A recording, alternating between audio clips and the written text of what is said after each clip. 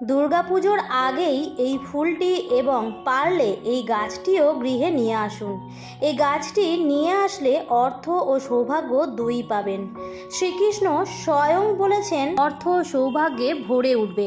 নমস্কার বন্ধুরা, ভক্তিমূলক কথা চ্যানেলে জানাই আপনাদের সকলকে স্বাগত। বন্ধুরা, আশা করছি ঈশ্বরের আশীর্বাদে আপনারা প্রত্যেকেই ভালো আছেন এবং সুস্থই আছেন।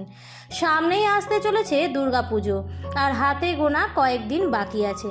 দুর্গাপুজো অর্থাৎ নবরাত্রির এই সময়টিতে মা দুর্গার আশীর্বাদ খুব সহজেই পাওয়া যায়।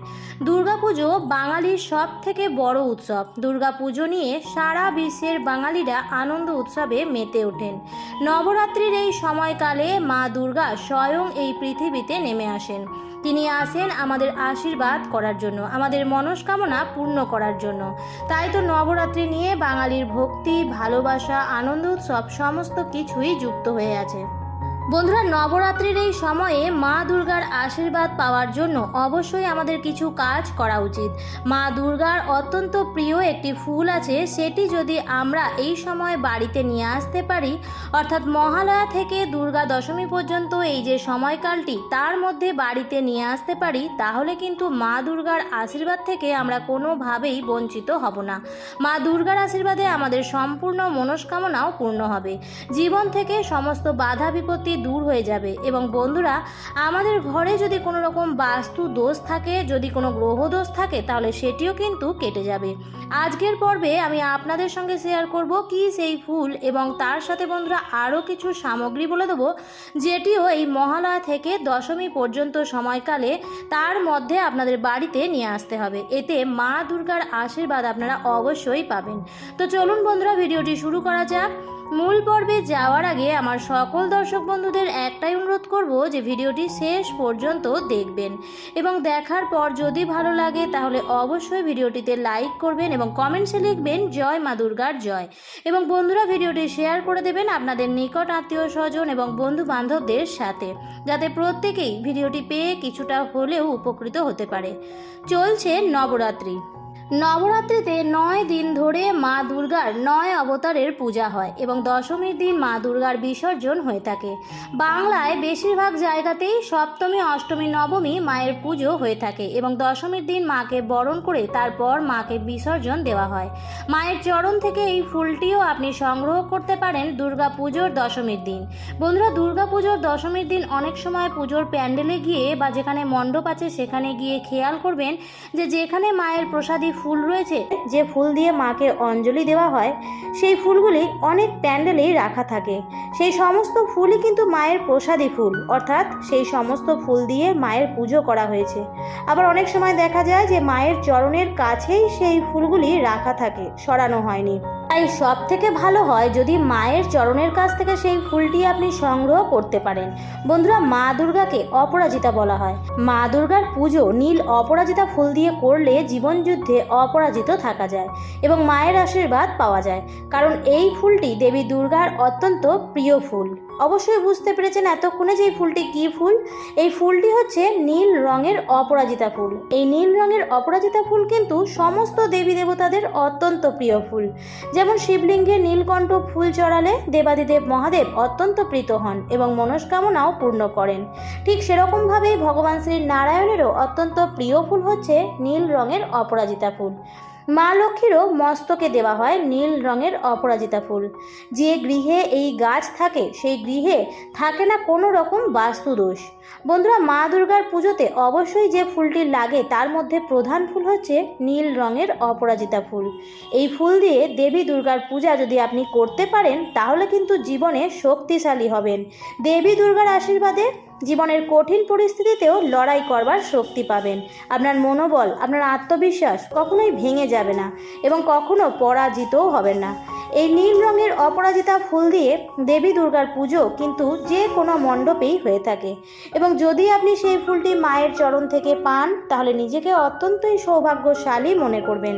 কারণ অনেকেই জানেন যে মা দুর্গার চরণ থেকে এই নীল রঙের অপরাজিতা ফুল যদি সংগ্রহ করে রাখা যায় নিজের ঘরে, তাহলে কিন্তু জীবন যুদ্ধে জয়ী হওয়া যায় এবং রোগ মুক্তও হওয়া যায়, যেটা আমাদের একান্ত কাম্য সকলেরই। এবং বন্ধুরা, দেখবেন যেন এই ফুলটি নেওয়ার সময় আপনাকে কেউই দেখতে না পায়। কারোর দৃষ্টি যেন না পড়ে সেই বিষয়ে খেয়াল রাখবেন। এবং বন্ধুরা, ফুলটি নেওয়ার পরেই একটি পরিষ্কার লাল শালু কাপড়ের মধ্যে মুড়ে তারপরেই রাখবেন, যেখানে সেখানে ফেলে রাখবেন না। তবে আপনি যখন এই ফুলটি সংগ্রহ করবেন ঠাকুরের চরণ থেকে, তখন কিন্তু আপনি কোনো রকম আমিষ জাতীয় খাবার গ্রহণ করবেন না। দেখুন বন্ধুরা, যে কোনো পুজো পাঠ বা যে কোনো নিয়ম বা টোটকা, উপায়, প্রতিকার এইসব করার জন্য কিন্তু শুদ্ধতার প্রয়োজন।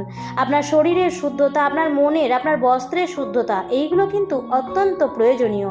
আপনি যখন ফুলটি সংগ্রহ করতে যাবেন তখন আপনি শুদ্ধ কাপড় পরে লাল শালু কাপড় নিয়ে গিয়ে তারপরেই আপনি সেই ফুলটি সংগ্রহ করবেন।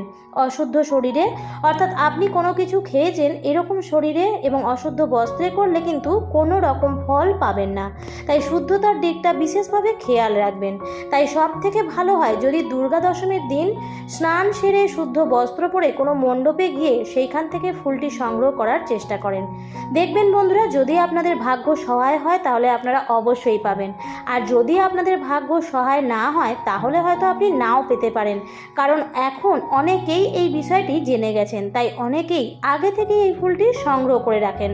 তারপর সেই ফুলটি মায়ের চরণ থেকে নিয়ে নিজের মাথায় ঠেকাবেন এবং মায়ের কাছে প্রার্থনা জানাবেন, আপনার সকল মনস্কামনা জানাবেন।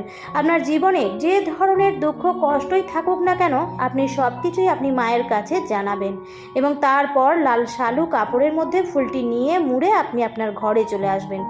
এবং ঘরে এসে সেই ফুলটি আপনার পরিবারের যে কজন সদস্য আছেন সবার মাথায় ঠেকাবেন। এবং আপনার বাড়িতে যদি কোনো শিক্ষার্থী থাকে যে পড়াশোনা করছে অথবা উচ্চ শিক্ষার চেষ্টা করছে, তার বইয়ের মধ্যেও সেই ফুলটি ঠেকিয়ে দেবেন। এছাড়াও আপনি যদি ব্যবসায়ী হন, আপনার কাজের জায়গাতেও সেই ফুলটি ঠেকিয়ে দেবেন।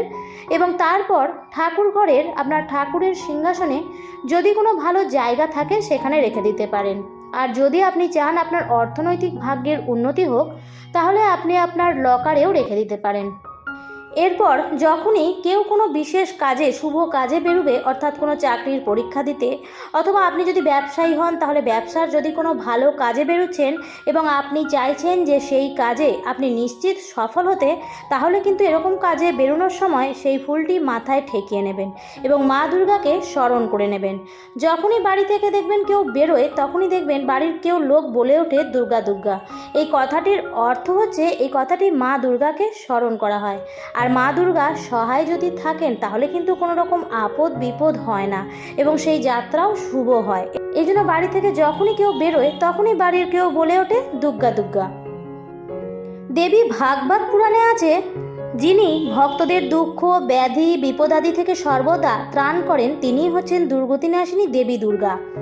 কাজেই দুর্গা শব্দেরই তাৎপর্যই হলো যিনি মানুষের দুঃখ, দুর্দশা, দুর্গতি, ভয়, পুনর্জন্ম, রোগ, শোক থেকে মুক্তি দেন এবং অসুর ভয় থেকে নাশ করেন, তিনিই হলেন দুর্গা। তাই বন্ধুরা, নিজের দুর্গতি থেকে বাঁচতে এই ফুলটি এই সময়কালের মধ্যে অবশ্যই সংগ্রহ করে রাখুন। যে বাড়ির উপর, যে ব্যক্তির ওপর মা দুর্গা সহায় আছেন সেই ব্যক্তির কিন্তু সর্বদাই উন্নতি হয়। তাই বন্ধুরা, অবশ্যই এই উপায়টি করুন। এই উপায়টি করতে না আপনার বেশি অর্থ লাগবে, না বেশি সময় ব্যয় হবে। শুধুমাত্র মা দুর্গার উপর বিশ্বাস, ভক্তি রেখে নিষ্ঠা সহকারে এই কাজটি করুন, খুব ভালো ফল পাবেন। মা দুর্গার আশীর্বাদে আগামী 1 বছর আপনাদের খুবই ভালো কাটবে। আমার আজকের পর্বটি এই পর্যন্তই। ভিডিওটি দেখে যদি ভালো লাগে তাহলে অবশ্যই লাইক, কমেন্ট, শেয়ার করবেন বন্ধুরা। আর যদি চ্যানেলে নতুন হয়ে থাকেন তাহলে অবশ্যই চ্যানেলটিকে সাবস্ক্রাইব করে আমার সাথে থাকবেন। দেখা হবে পরবর্তী নতুন ভিডিওতে।